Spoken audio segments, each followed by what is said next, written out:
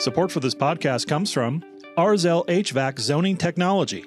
RZL has been producing innovative zoning systems for over 35 years. We manufacture the highest quality HVAC zoning equipment from our factory in Cleveland, Ohio. Innovation, customer service, and outstanding products backed by a lifetime warranty are why so many contractors only use RZL zoning.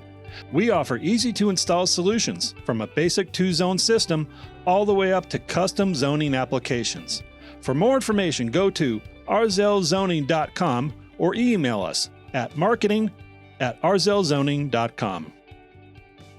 Welcome to The Successful Contractor, powered by Success Group International, a show for residential contractors about residential contractors. We chronicle business journeys, share insights, and celebrate successes in this wonderful industry. I'm your host, Bob Houchin.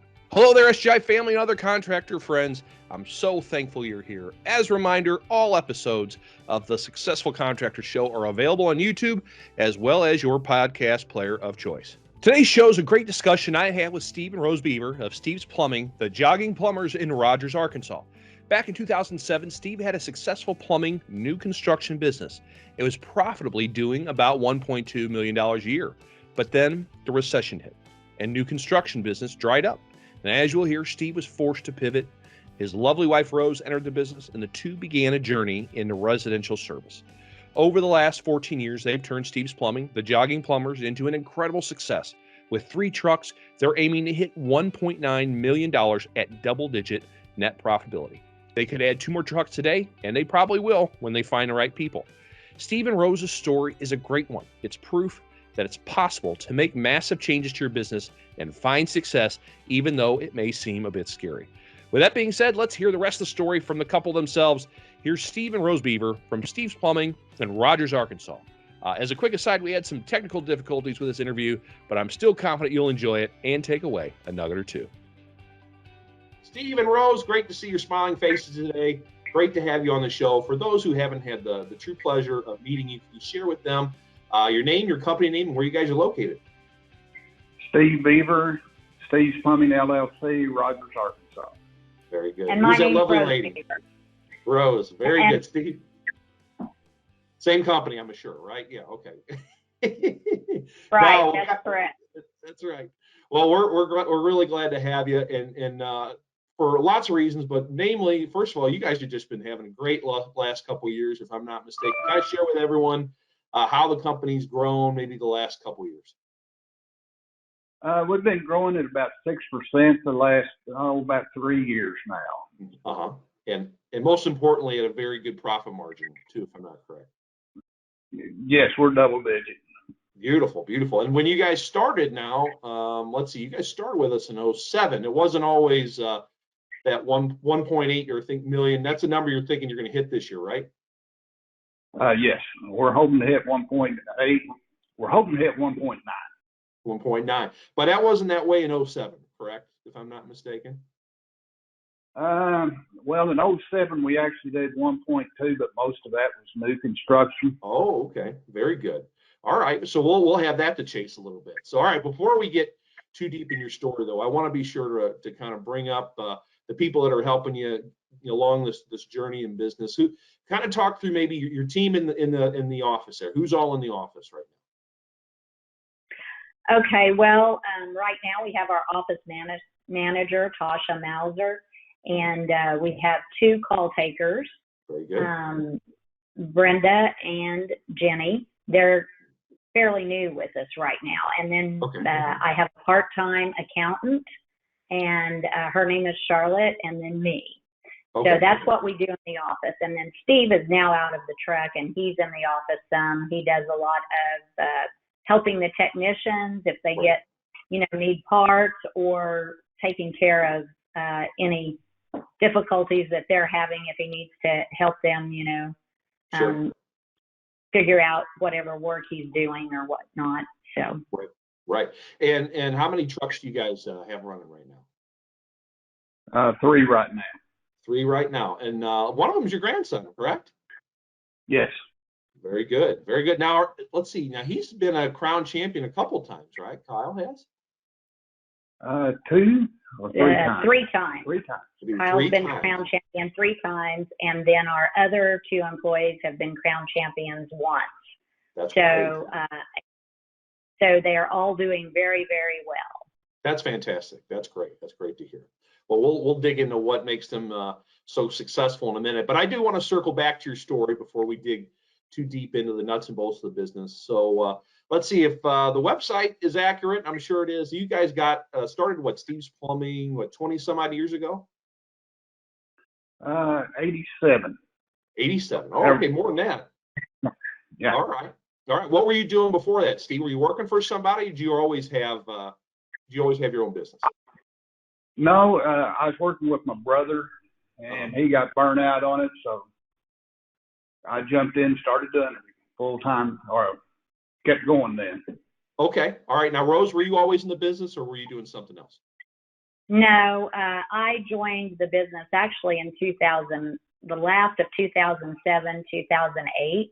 Okay. Whenever we became more of a service company. Okay. Early on, Steve was basically new construction, Right. and he did a little bit of service, but very little. So Okay. he mainly ran the business, himself. And I Sure. worked outside the home. I worked at RoArc, printing as an accounting manager there. Oh, great. Well, that's good. So you had the numbers background. So that was definitely a good skill set to bring to the business. Steve, let's talk about, so it was always new construction. That's what you were brought up in, and that's kind of why that's where the business went into? Yes.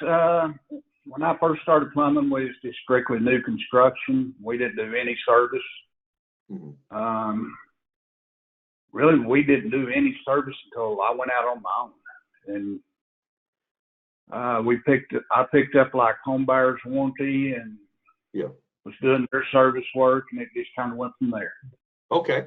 All right. But primarily up until you joined us in 2007, it was mostly new construction. What percentage do you think was it? 98, 99%. All right. Very good. So when you started in the 80s to where you met us in 07, when you started kind of changing your model and your emphasis, how was the business? Were you making any money, or was it just the typical troubles we hear with dealing with people in new construction, where you're chasing money and didn't get people to pay you and all those kind of stuff, those stories? Well, you was chasing your check every Friday so you could meet payroll, and you really wasn't making. I doubt you was making 10%. Yeah, right.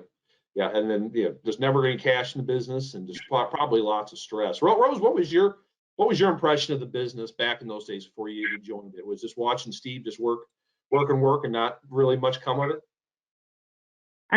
Well, we were in the building boom there for a while.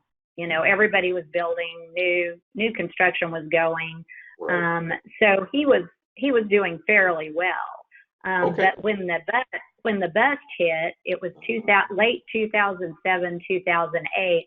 All the builders in this area, and I'm thinking just basically around the U.S., started going down, with the big building bust, and banks were starting to close. I mean, it was kind of scary here. And so that was, at that time, late 2007, I had cut back at RoArc and had started, we thought, we'll start up a service company. Mm-hmm. Well, I had cut back, and so we kind of started that up. But when I started running the numbers and things, I figured out that we weren't making any money at service. We were barely breaking even. So that's when we started looking around and trying. I had gotten some flyers from, I think Mike Diamond was in it back then. Oh, yeah, sure. And I had gotten some flyers from that. And so I started looking around, and lo and behold, in about a month or two, here come a flyer. And so I talked to Steve, and I said, there was a profit day in Oklahoma City. Okay. So I said, let's just go to Oklahoma City and see what these people have to say. Yeah. And so I said, we can go up there and, just kind of make a night of it, see what they have to say, because we were kind of having a little disagreement about the prices that we should be charging. Oh, so, okay. What was the disagreement? Let's pick at that a little bit. Yeah. So, we were charging like $85 an hour back then. Okay. Sure. And so we just weren't making enough money. I had already saw within the probably 5-6 months that I'd been doing the service end for him that I was going to have to go back to work if we didn't do something here because we couldn't afford me. Sure. So we went to this profit day because I had told him, I had said, hey, we're not charging enough money. And he was under the impression that we were charging enough money. So, let me guess, because everyone else was charging about the same? Back then they were, yes. Right. And so I said, let's just go to this profit day. Well, we went to the profit day, and miraculously, they had, were talking about what you should charge for your job, what your plumber makes. You should charge 5 times that an hour for the job, which would have been like $125 an hour back then, I think, what we were paying the plumber. Right. And so after whoever was giving the speech, I think it was Patrick, maybe. It's Patrick. I kind of looked at him and hit him, and he goes,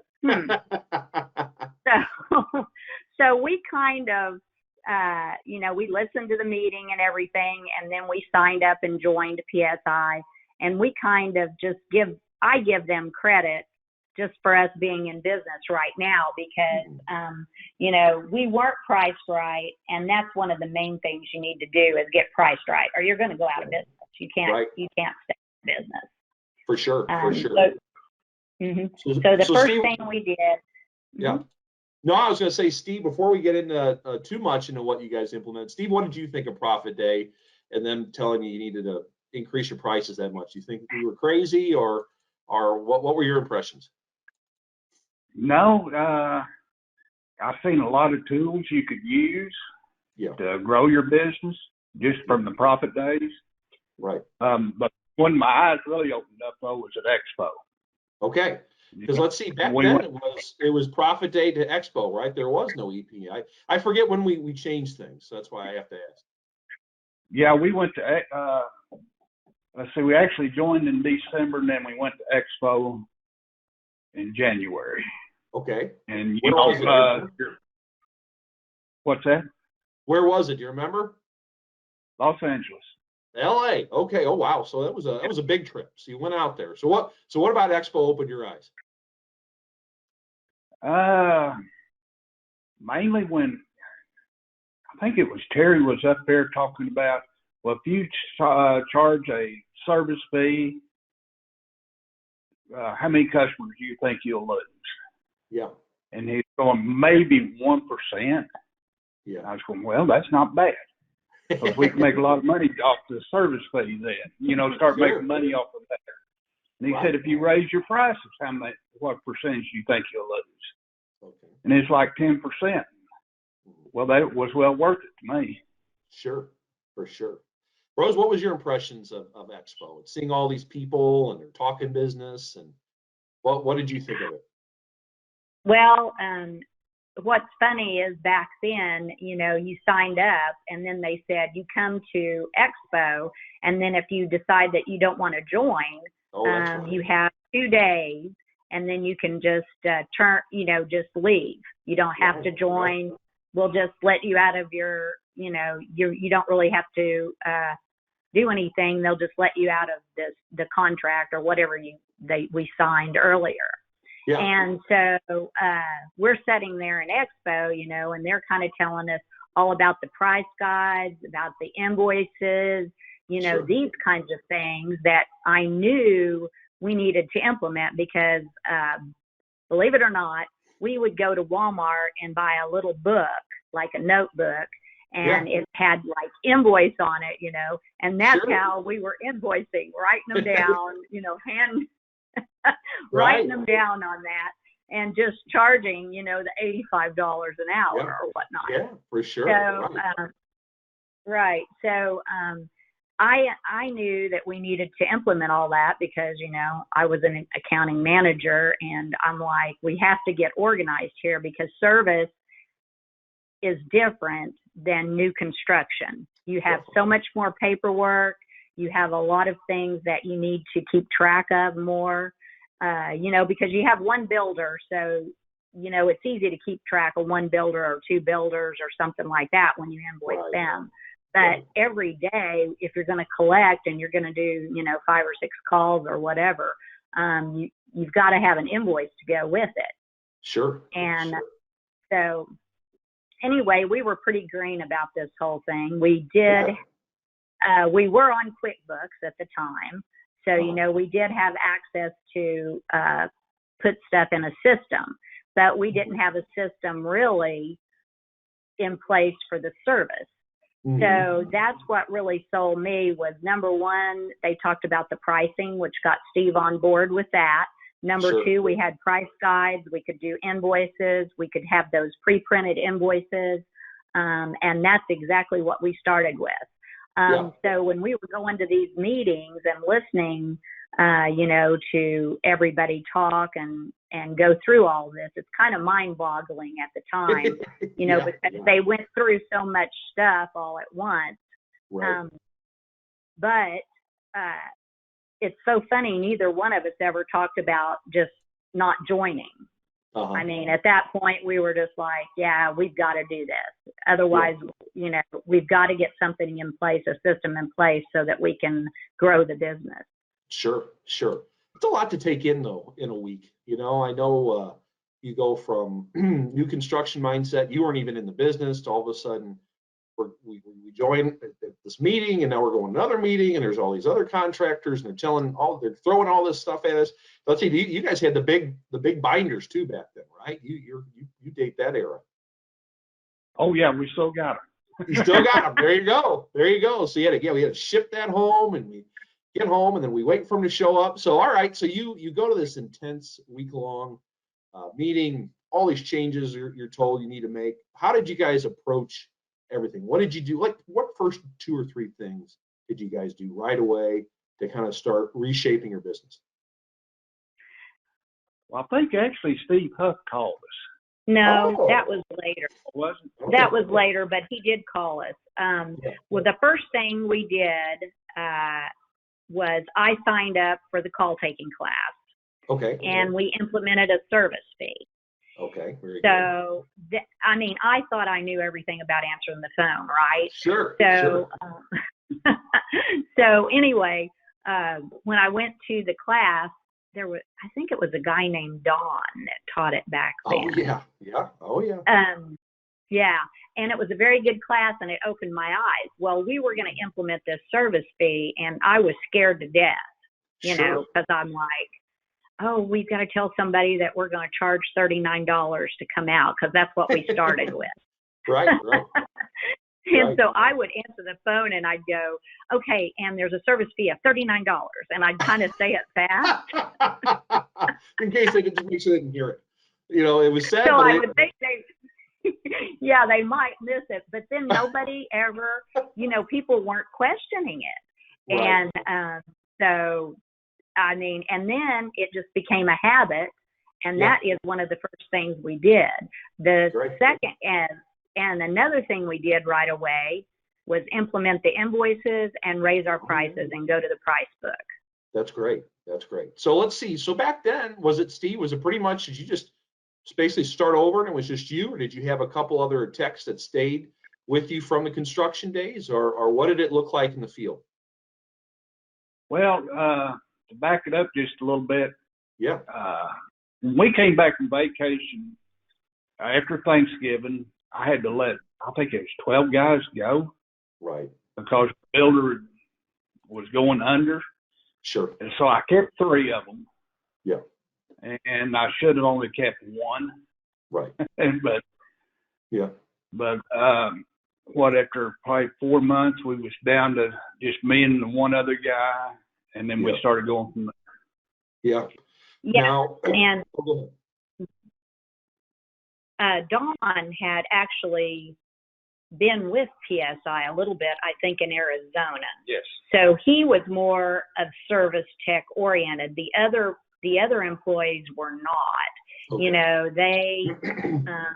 they were just mainly new construction, and that was another hard thing we had to do after we joined PSI was terminate one of them, because every time he would go out on a call, you know, I would get this call back saying, what, you're charging what? How come your prices are so high?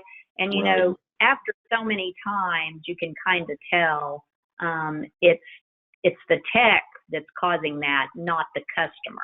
You know, so he wasn't portraying and talking to the customer like we needed him to. Right. Yeah, he wasn't showing value. Which I'm glad you brought up, because I wanted to get into that. You went to training for how to answer the phone. Steve, did you get to a training at some point to learn how to really use the straightforward pricing guide and talk about value and why you are at a higher price, or did you just kind of learn it out of the binders and go from there and put it into practice and get good at it? No, me and Don Payne both went to St. Louis. I guess it's probably around maybe May, June, somewhere in that time frame. Yeah. And went through the, professional plumbers course there. And, and learned a bunch from Frankie Grayton there. Oh, Frankie was doing the class then.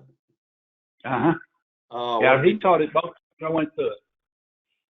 That's great. Well, good guy to learn from a guy who's actually doing it in the field all the time. He was a good trainer. So you walked out of there, what? You felt pretty confident when you started going on those next calls, or were you nervous at first? No, me and Don, we was talking coming back, said, we're running too many calls. Oh, we should only be running 3 calls a day. And we got to make the most out of those 3 calls. Right. So that mean you did you start? I guess you started slowing down a little bit. Did you? Were you doing an inspection at that point, or did that come later on? I think that came later on. Okay. I don't remember when we started doing the inspections. Right. Did you guys start doing options at that point, or was it still just trying to represent the company as best you can and show the value of all these additional warranties and guarantees you're offering, and that kind of change? Mainly just showing them, we was offering like 3 different sizes of water heaters. Right. Showing them the warranties on those. Right. Now, were uniforms and floor savers and was that all stuff that was done and implemented right away? Because coming from the construction world, I'm guessing you weren't wearing white button-up dress shirts to go to jobs. No. We implemented uniforms probably within 3 months after we joined. Okay. Very good. I mean, that certainly helps differentiate yourself from everybody else, for sure. How about, I don't want to get too deep into marketing just yet, but the website, you guys are the Jogging Plumber, which I think is just fascinating. I think it's great. I have never heard anyone. I've been doing this a long time, talked to a lot of companies, never heard of the Jogging Plumber, but I like it. Where did that come from? Did you guys come up with that, or did you work with an agency to come up with that? I came up with that. Really? Actually, that little running man, is pretty common for the plumber. So Steve and I jogged. We did a lot of jogging back in the day. Okay. We ran a half marathon at one point. Oh, wow. So we called ourselves joggers, not runners, actually, because we weren't fast, but, we were pretty steady. Yeah. And it was good exercise. Oh, and sure. So I it must have been through PSI some way. We went to a class. I think maybe I had already put the little running man on early on. Okay. Even when he was new construction. But Okay. as we progressed, they said that you ought to have a logo and like a catch line or something like that. USB. So that's when I started thinking, well, we'll call him the Jogging Plumber because we jog all the time. Yeah. Yeah. So that's how we came up with that. Yeah. I love it. Because to me, I just assumed it meant because you guys are hustlers, and who doesn't like someone that hustles and does a good, it just implies that you're not gonna linger in a house for 10 hours or something like that. It's a neat way to differentiate yourself. So I had to ask about that. When did you do that? So it was after joining, right? So was that early on, or did that just come with time? That was early on when we first started out. Yes. Okay. That's neat. That was part of our stuff that I started with when we were marketing, the Jogging Plumber, and then the Jogging Plumber gets your plumbing running. So we got that as a tagline. Mm-hmm. Okay. All right. Yeah. Actually, let's go ahead and talk about marketing a little bit, since you kind of pursue this a little bit. You come from the new construction world, and all of a sudden, you had a certain number of contractors you're working with. You go to residential, and it's, I guess, in a way, kind of starting over. Was it mostly friends and family you were doing business for back then, or how did you kind of start building your client base? Well, basically, when we got back, there was a direct mail that I had saw in the mail, and I contacted them. It was called Super Savers, and they're a little booklet that goes out around here all over. Sure. Okay, and so I contacted them and made up an ad, and we started running that.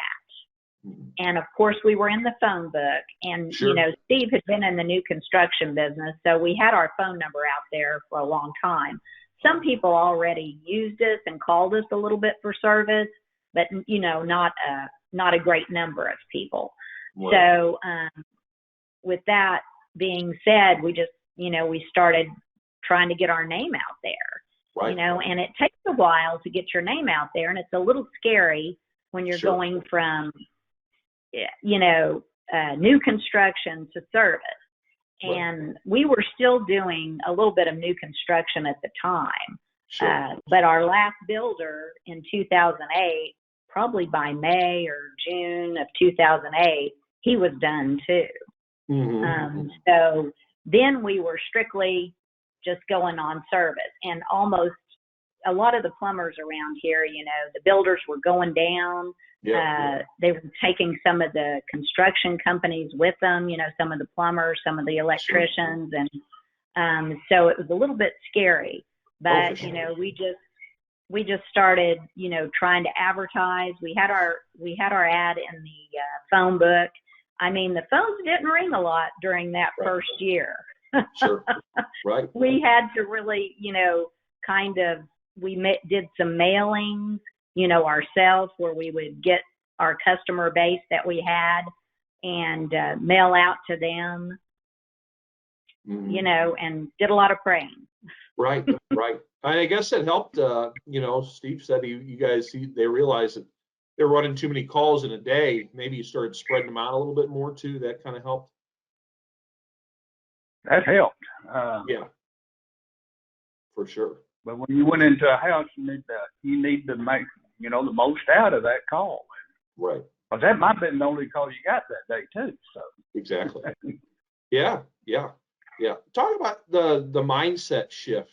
I mean, I talk to so many plumbers and technicians that they came from the old school. Just to try and do as many as you can, right? Because you just got to keep turning tickets, and that's how you make money. And then boom, oh wait a minute, I actually have time to talk to someone and try and build a relationship with a homeowner. And was that hard to change after doing it, for a certain way for so long? I know you were in new construction, and service was newer, but or did that take a bit for you to change your mindset and slow down, or was it a welcome change, I suppose?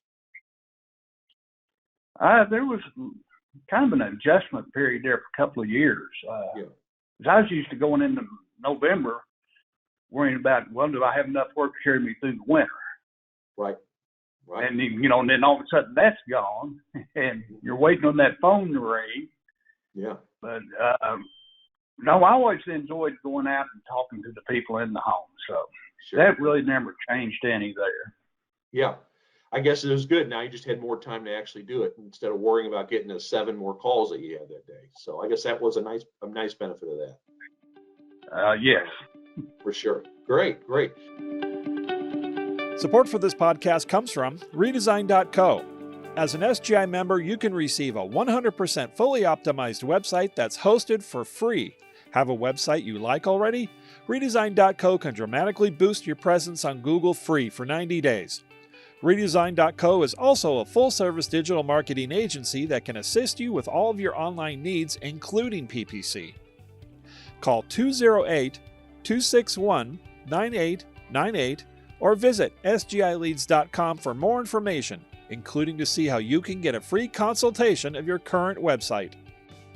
Welcome back to the show. I'm talking with Steve and Rose Beaver of Steve's Plumbing, the Jogging Plumbers in Rogers, Arkansas. So far, we've learned about the Beaver's journey from new construction to residential service, and we've begun diving into all the changes that were needed to make that transition. In the second part of this conversation, we'll continue to talk about their growth process in a successful residential contractors, and we'll talk about their grandson, Kyle, who joined the business and has found incredible success as well. And we cover so much more. So let's jump back into my conversation with Steve and Rose Beaver of Steve's Plumbing. Now, Rose, obviously you had the accounting background. That's fantastic. In those early days, did you just kind of start looking at KPIs and what average tickets should be and what closing percentages should be and what the gross margin should be? I mean, did you kind of dig into all that stuff and you know, did you see the shift to service where the numbers started coming and being what they needed to be? Right. So the first thing, we got our average ticket right. We did our price guides, we did our pricing, and then I would watch, and we weren't on Successware back then. Successware will kind of tell you, what your return on investment is, but up in the little corner. But we didn't have it then. We were on QuickBooks. So I would just watch. I would do every ticket and see if we made money. Sure. And then if we weren't making money, I would have a talk with the guys and we would adjust on how they were selling the job, because it would seem like sometimes they would get stuck on like one price, like, say $179, and then they'd sell everything for that. No. Sure. No, we have to go up. This is how we do this. So, it was an adjustment for everybody because we weren't used to doing service. I laugh now when I look back and see some of the stuff that we did do. Yeah, for sure. So let's start. So that was training. You were doing some training back then. So what does training what did it look like for you guys? Was it just getting together every day, or was it just calling Steve in the truck and saying, hey, I think the numbers don't really, we needed to get more out of that job? Or what did you guys do back then, at least in terms of training, to get everyone on the same page? Him and I would usually talk at night. Like, after the day was done, we would go over some of the invoices, especially if I saw something that wasn't right. I would ask him about it. What could we do to get a better price out of this, or correct it. Don Payne, he did have a little training with some stuff like that because he was more of a service person. But, I hadn't been in the plumbing business myself. So I probably drove them both crazy, asking them a bunch of questions about everything, because I would question everything when they call in. I go, well, now, okay, what did you do? And what does that mean? Yeah. That's funny. Let's see, you guys are on Successware still? Yes, we are. Okay. When did you incorporate that? Was that early on? That was about 3 years into it. 3 years into it, okay. 2011 is when we went on Successware. Okay. Now, how did that help things? Finally having a system like that to to kind of help manage the business? Was that a big relief off your mind having that? Yes, because what had happened actually was my QuickBooks went down.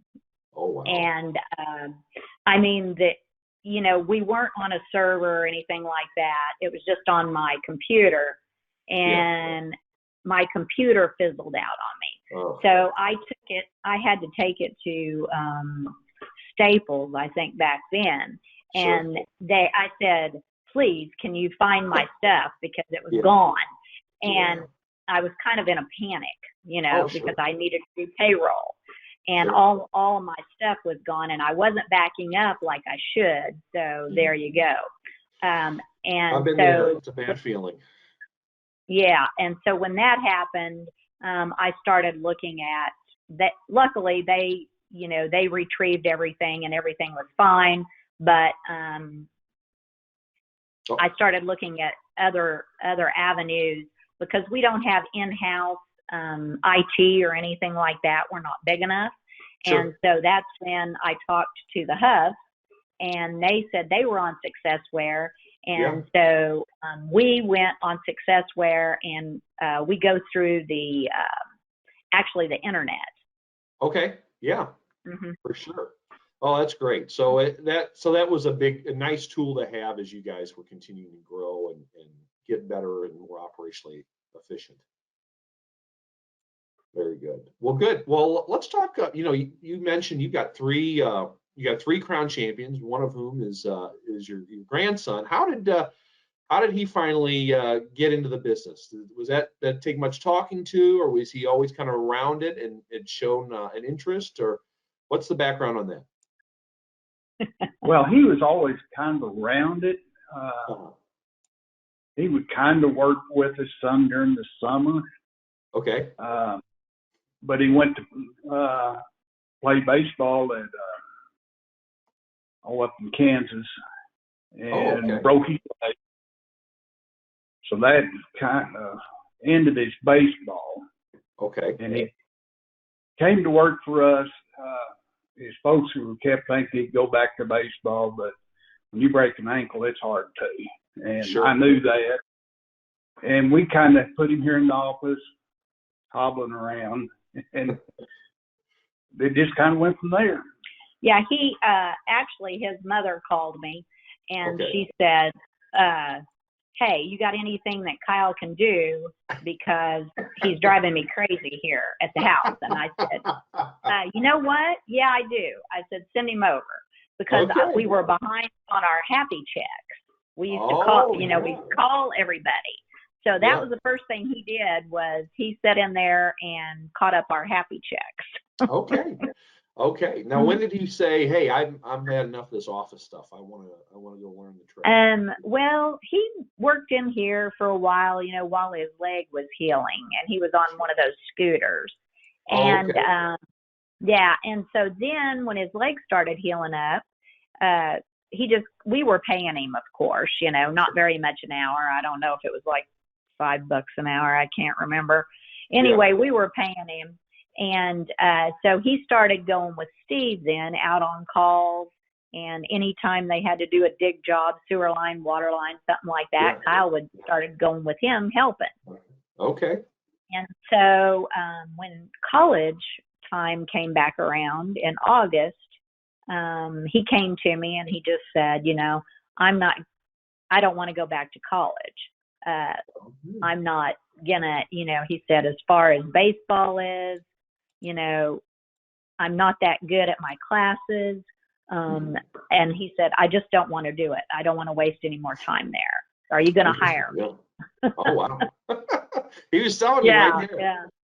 Yeah, he just told it. And I said, well, let me talk to your mom, because, that is my daughter. Right. Yeah. Right. And so I talked to her, and they were kind of not in favor of it, actually, but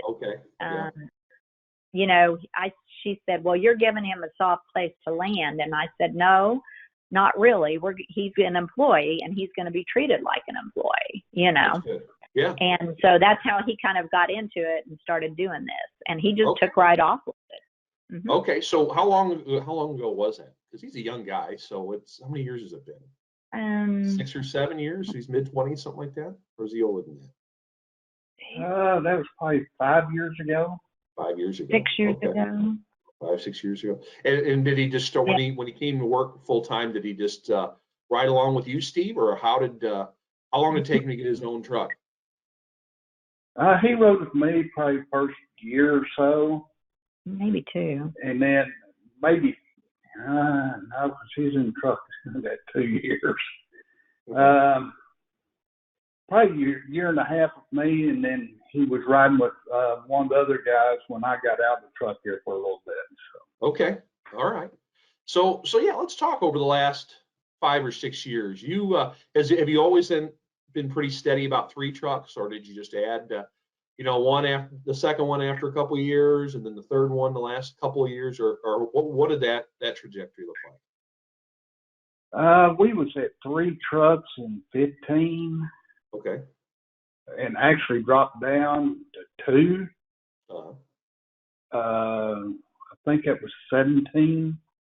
Okay. We was down to 2 trucks for about 9 months during that time, and we met her.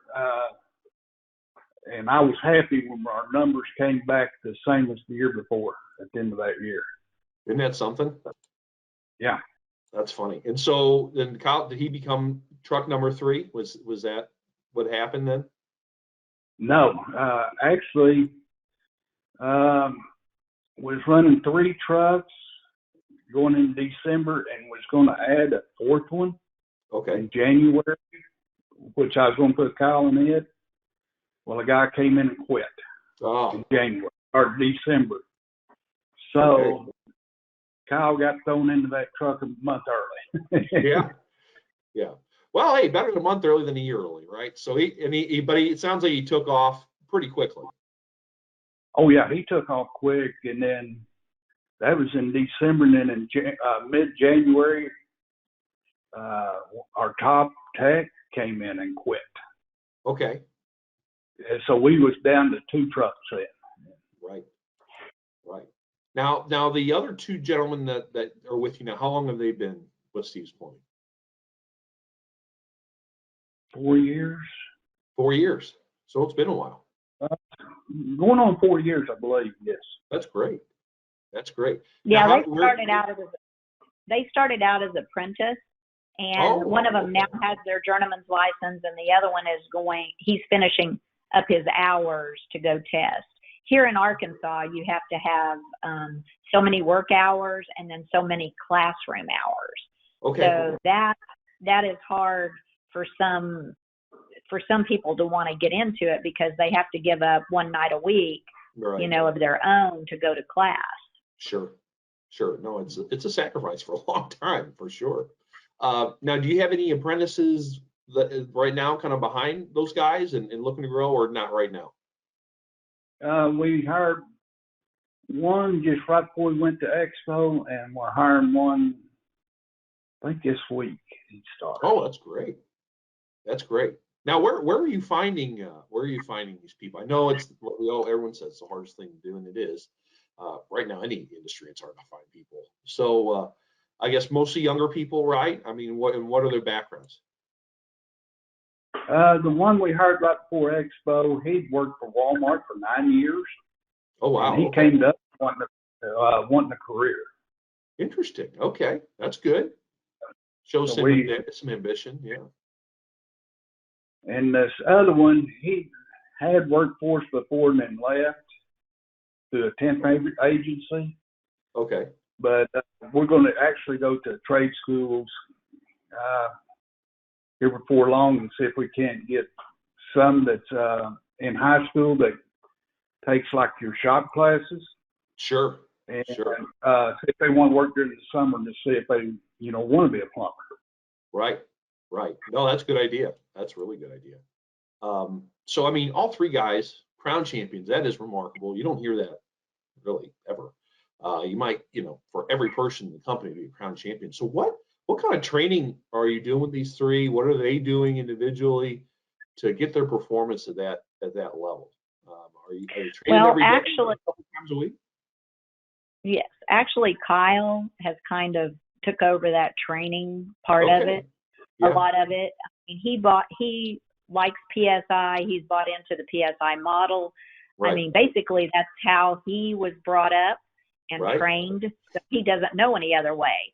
Right. So he just started out, and you know, they can all talk to the customers well. They all have good communication skills.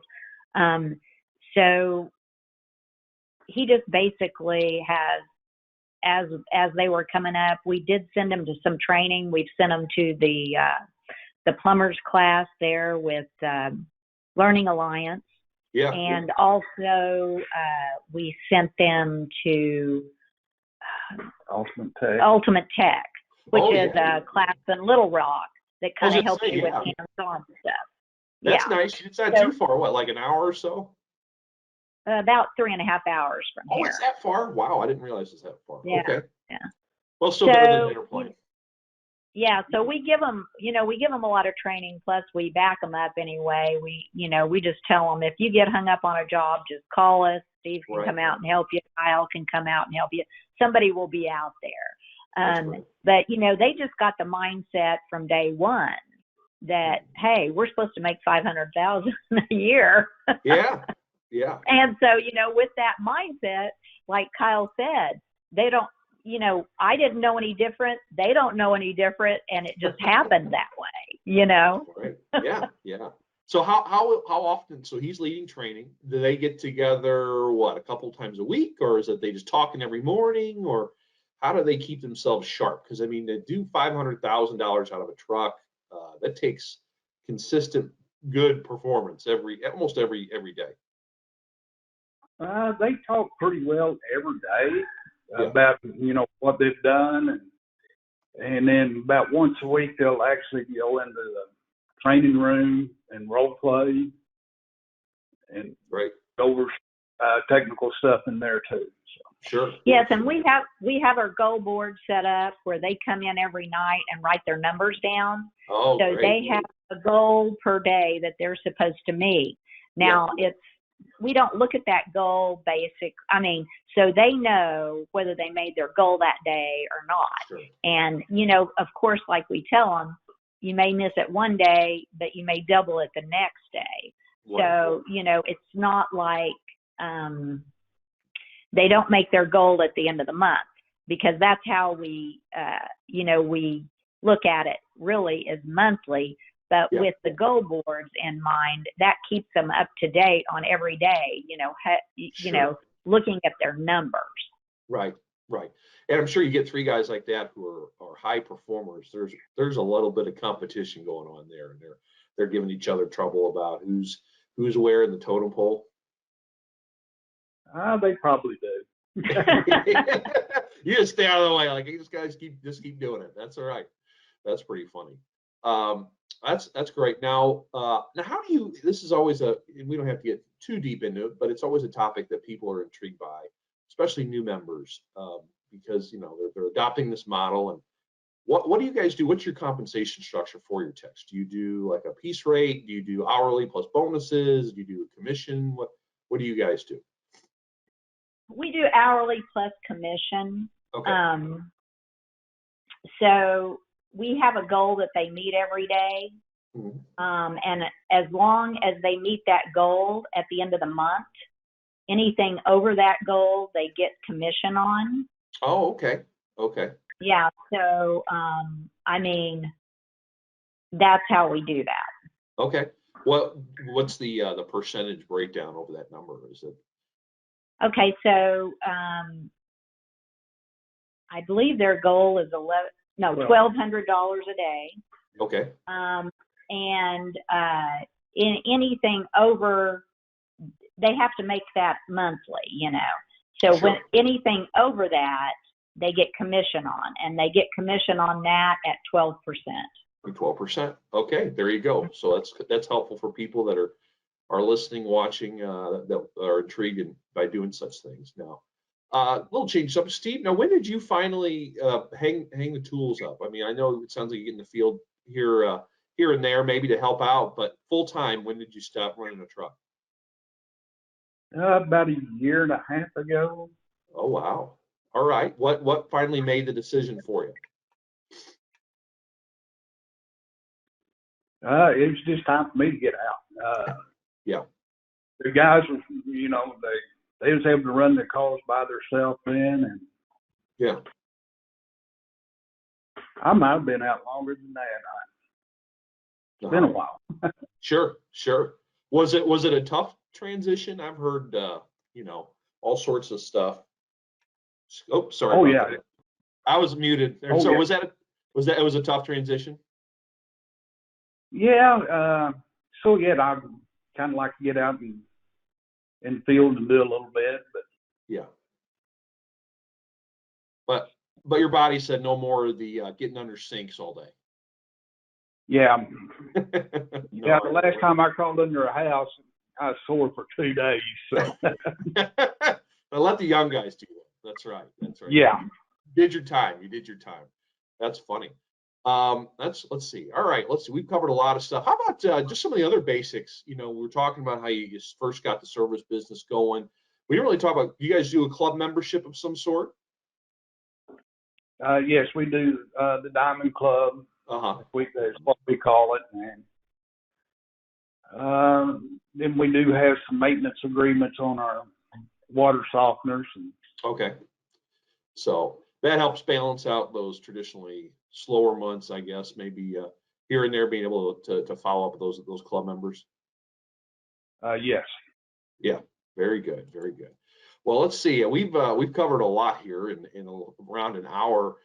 So what does the future have for Steve's Plumbing? What do you guys think over the next 5 to 10 years? What are you hoping to do with the business? What are you guys hoping to do personally? Probably in the next 5 years, we'd like to do probably around $4 million. Oh, okay. That's and great. Me and Rose is pretty well stepping back quite a bit from the business too. So. Okay. All right. So you think Kyle's going to take over maybe become more of a general manager at some point, and you guys will just kind of keep an eye on the business? Or are you thinking of selling it to him, or you prefer to stay in it in some capacity? He'll be probably general manager for 4 or 5 years, something like that. Okay. And then maybe he can buy us out. Okay.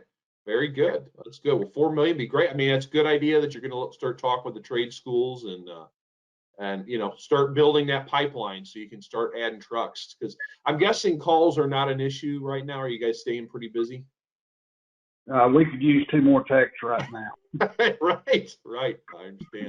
I understand. Well, what advice, just kind of again in wrapping up, what advice would you have to SGI members, maybe people that were in your shoes, 7, 8 years ago, however long it's been, more than that, I guess, over 10 years now. Holy cow, that's gone by fast. What advice would you have to newer members that are kind of were in your shoes like you guys were in 07, on how to kind of turn things around and kind of just get the business where they want it to be? Pay attention to the SGI model is your big one. Yeah. You do things the way SGI does, you'll turn your business around. That's great. I really think, make sure that you're priced right, because that is the key to almost everything. Yeah. And when you go to these meetings, I know it's scary. It's scary because we've been there, done that. But, pick out 1 or 2 or 3 things that you think you can start. Don't try to grasp onto everything at once, because I picked out, 2 things, the price guide and the invoices to implement. Right. And then, I took the call taking class. Oh yes. And we started doing our service fee then too. Sure. And I know it's scary. And, the phone can be dead sometimes when you're newer, because you don't have your name out there. People don't know who you are, and they don't remember you. Sure. You think you're going to remember somebody that you used a year ago, but you don't. You don't remember that service person.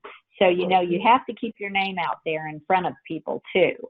But just to start off slow and to manage your business at the level that it's at.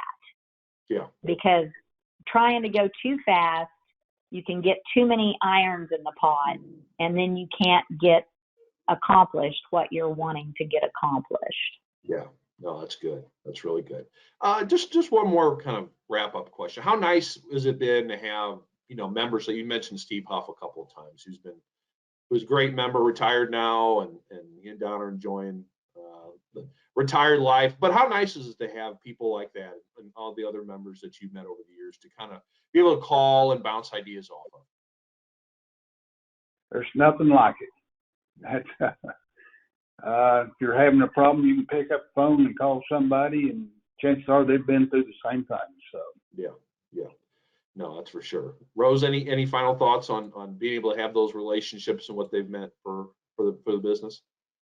Well, they're basically invaluable. I mean, you know, they are so valuable because I can remember I was sitting there one day and the phone rang and it was Steve Huff.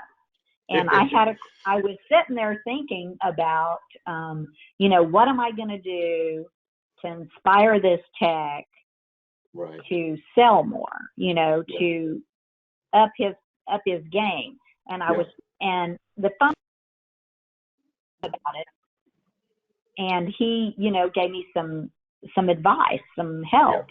And so, you know, that's what you can gain with PSI too and SGI. Are all those relationships. And like Steve said, somebody's been through it and everybody's willing to share and help out. Yeah. And I would say I don't think you guys don't miss many expos, do you? Pretty much, I feel like I see you all the time at our events. We've missed one. You missed one in all this time. I'll be darned. In 13 years, we've missed one. And it was because of a giant ice storm that happened. Oh, yeah. But if you're going to invest in this, you know, it's an investment. Right. So if you're going to invest in it, you need to utilize it and you need to learn from it, because why make the same mistakes if these mistakes have already been made and there's a training there for you to go through. You can ask somebody, you know, to help you through that, and you won't have to, you know, go through that same mistake that they did. Right. And another thing, if PSI calls a new member to come speak at a Profit Day, go. Yeah, go. Because I went to one that opened my eyes. Wait a minute, another member was up there talking about his experience. It opened my eyes that we wasn't doing something, and came back and started doing it again. So is that right? That's interesting. So you gained something from it other than just trying to help another contractor out. You got something out of it too. That's cool. That's interesting. Well, no, we definitely appreciate you guys showing up at Profit Days and telling your stories, because it's one thing to hear it from a guy in a suit say, it's another thing to hear it from people that are in the business every day. So thank you for doing those. So we'll see, Rose. I can't thank you enough for this hour. Thank you we had some tech issues early on. Thank you and still, I know we lost the video, but that's all right. We got the audio, which is what really matters. Appreciate you guys hanging in with that. And thank you for all your time. This was a lot of fun. I really appreciate you doing this. Thank you. You're welcome. You're welcome. Right. You guys have a wonderful rest of your day, and we'll talk to you soon. All right. You too. All right. See you guys. Bye-bye. That's Steve and Rose Beaver of Steve's Plumbing, the Jogging Plumbers in Rogers, Arkansas. Thanks for joining us. If you feel like you have a great story worth sharing that would also help other contractors, email me at bhouchin@yoursgi.com. Also, if you enjoyed today's episode, if you're on YouTube, give us a like and subscribe. If you're on your favorite podcast player, leave us a 5-star review. And please join us for future episodes. It's my promise to you that we will continue to interview successful contractors and other influential individuals in the residential contracting world. This is The Successful Contractor, powered by Success Group International. Support for this podcast comes from Insinkerator. InSinkErator is the world leader in food waste disposers and holds over 200 patents on fine grinding and quiet technology innovations. Based and assembled here in the United States, InSinkErator produces the popular Badger series and offers many upgraded disposers, such as the Pro series, built for plumbers and builders to meet the needs of the more demanding customer. Visit InSinkErator.com to learn more. The Successful Contractor podcast is part of the Success Group International family. SGI is the largest member-owned best practices organization for independent residential services contractors. SGI provides its members a competitive edge through proven proprietary management tools and expertise, marketing programs, training, and group buying power, along with a highly active and eager to help membership. For more information about Success Group International, visit www.yoursgi.com.